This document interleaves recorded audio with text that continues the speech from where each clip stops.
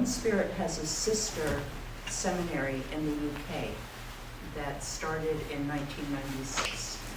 And this poem was written by one of the graduates of the first class that was ordained in the UK. And I think it describes some of the spirit of what we try to do so beautifully. So I wanted to begin with this. She calls the poem Together. Can you hear me? Yes. During our brief time together, let's not talk about our differences. I don't want to tell you that my religion is better than your religion. I want to share our experience of God. I don't want you to tell me that your religion is the only way. I want you to tell me how God makes a difference in your life. Let's not discuss theologies and liturgies and creeds, but how we feel God's presence in the loneliness of our soul's dark night. Let's not repent and atone and do penance and make our knees sore. Instead, let us share our deepest fear and our deepest joy and know we are the same. How does it feel to be abandoned, broken, worthless? Or when it is your child trapped in the wreckage?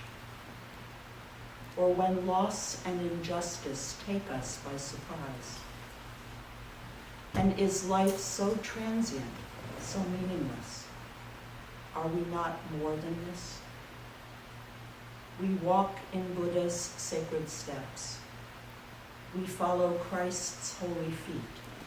We dance to Krishna's flute and make the prophet's pilgrimage. So many beautiful paths to the mountain's peak. But did you notice that last night the setting sun lit up the raindrops in the tips of the trees like crimson fairy lights? That a tiny black and white bug is delicately walking across the floor? That the scent of one stem of freesia is permeating the whole room? That the elderly sheep in the field opposite mistakes herself for a lamb in the spring and frolics absurdly, delightedly? So for a while, let's not compare our sacred texts. Instead, let us be still and feel the touch of Buddha's hand on the earth. Let us be quiet and feel and hear the tender heart of Christ beating in our chest. Let us dance the sacred dance with reverence and mindfully sense the way of things. Let us lovingly call each other to prayer and joyfully thank the Great Spirit which permeates all things and forever gently calls us to notice our divinity in the midst of our humanity. Let us be aware that our deepest human sufferings and our greatest human joys, when acknowledged as ours, teach us to let go of our judgments, celebrate our diversity, nurture our unity, and set us at the threshold, the open doorway to the peace of God that passes understanding.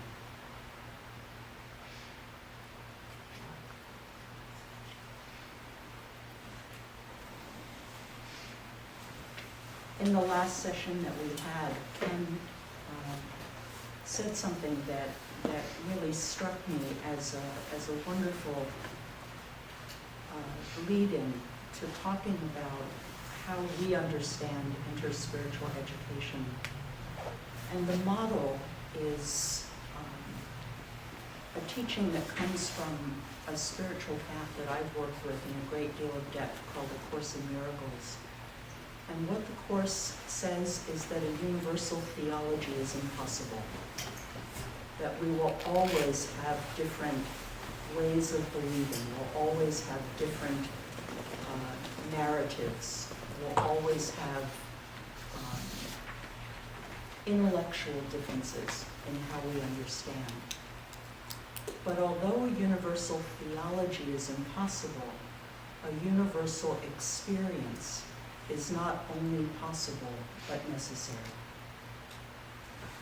And I think that the heart of InterSpiritual education understands that finding ways of helping people tap into that shared experience. And that's what I love about the poem, because we can all, each one of those things she describes, we can identify with as a part of our own experience, as a part of the shared human experience that is Abraham Joshua Heschel said, we need to learn to live in radical amazement. And that's part of, I believe, that universal experience that we're all hungry for. The sense of the sacredness of the whole of life and the whole of creation. So InterSpiritual education is far less academically oriented than it is experientially oriented. And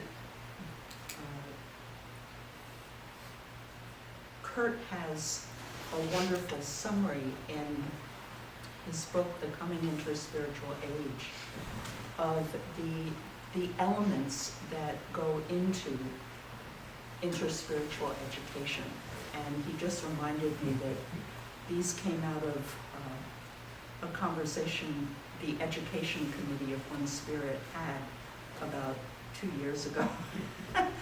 So that's why they sounded familiar.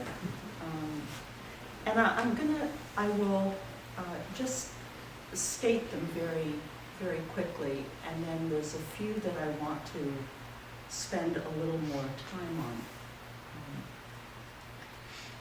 The elements that we discussed include the teaching of the interspiritual perspective itself, and particularly the way this has emerged out of the work of interfaith dialogue in the last part of the 20th century.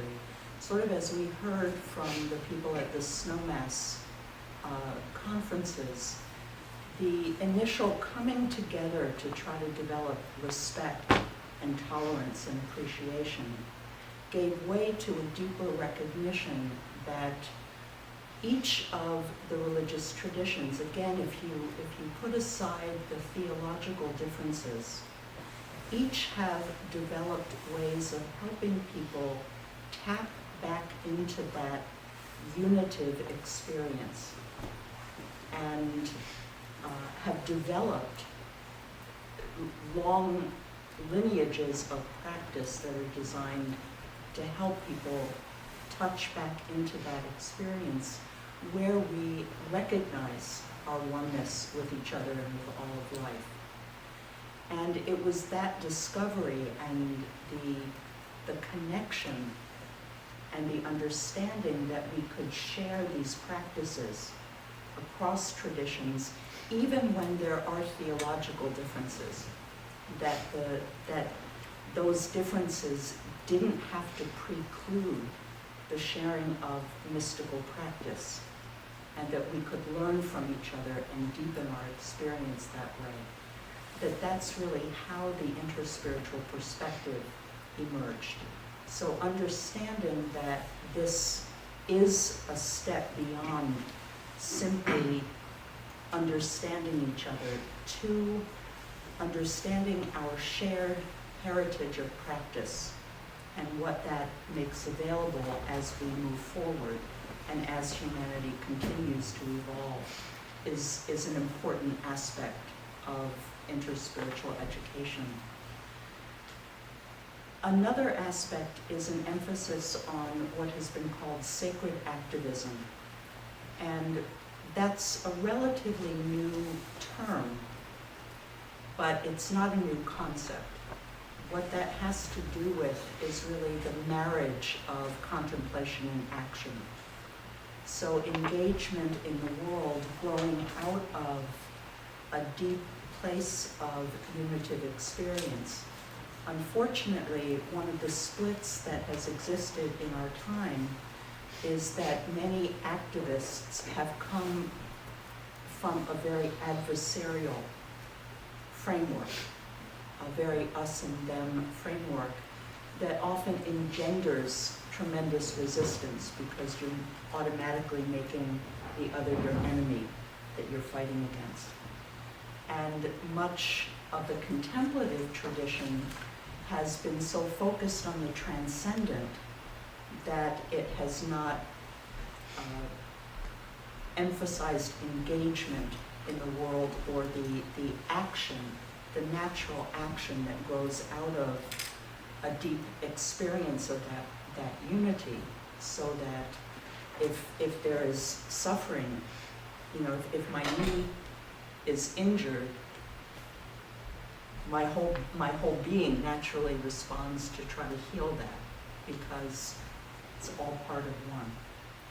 So that recognition that the spirituality of our time is very much a spirituality that needs to marry that deep experience of oneness with active engagement in the world, in the prophetic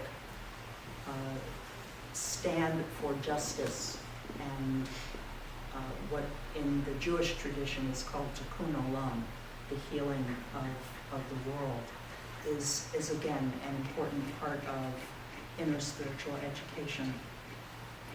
As I mentioned, supporting people in having direct experience of the unitive state is an essential part of an InterSpiritual education. So having opportunities for people to experience waking up in all of the different ways that we understand and experience that is a part of this. Very important, and I think this is really one of the things that is most important to emphasize, is that waking up, if it's not combined with growing up, can become very dangerous. And I think we've seen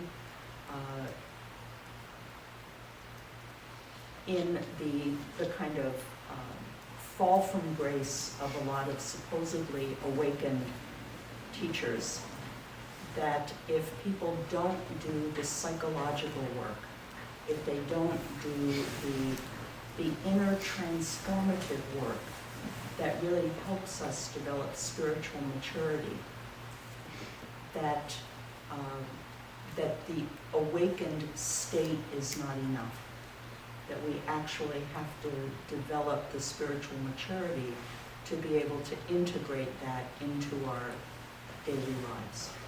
Does that make sense? Yes. So, waking up and growing up, spiritual maturation.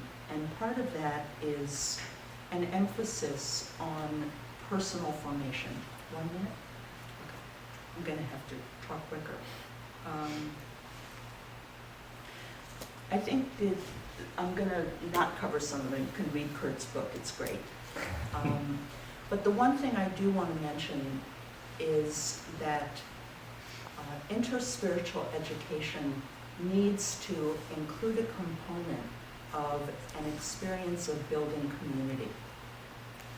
Thich Nhat Hanh, who is the Vietnamese Buddhist teacher, has said that the Buddha of the future, the Maitreya, the Buddha of love and compassion, will not be an individual, but will be the community itself.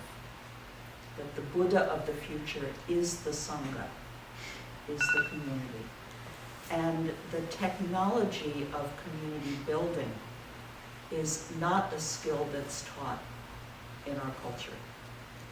So one of the things that we focus on at One Spirit in our seminary training particularly is how to create an experience of authentic community that serves as the crucible for allowing people to confront all of the things within us that get in the way of our being able to live in the world as a presence of love, as a presence of peace, as a presence of healing.